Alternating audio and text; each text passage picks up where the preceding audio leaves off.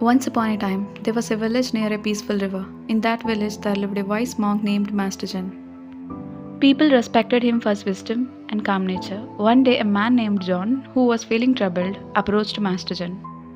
John said to the monk, Master Zen, my mind is always filled up with worries and doubts. I think too much about everything, and it makes me unhappy all the time. Can you help me to get out of it?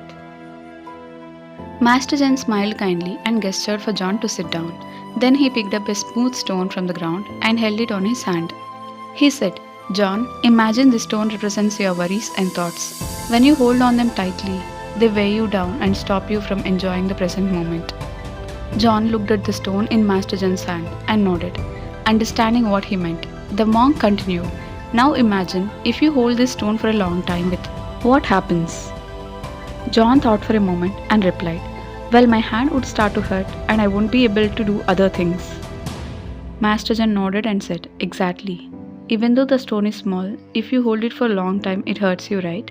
Just like the stone causes physical discomfort when held for too long, your thoughts can cause mental discomfort and stop you from fully experiencing your life. John's eyes widened as he realized the truth in Master Zen's words.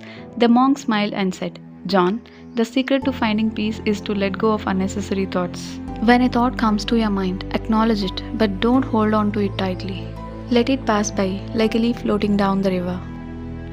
And remember, every decision that we make is truly a lesson that teaches us something. Life is a journey of learning and growing. John took a deep breath and felt a sense of relief. He understood that by not clinging to every thought and worry, he could free himself from the burden of overthinking. From that day on, John practiced what Master Zen had taught him. Whenever a troubling thought entered his mind, he imagined it as a passing cloud. Without holding on to it, he focused on being present in the moment and enjoying the simple pleasures of life.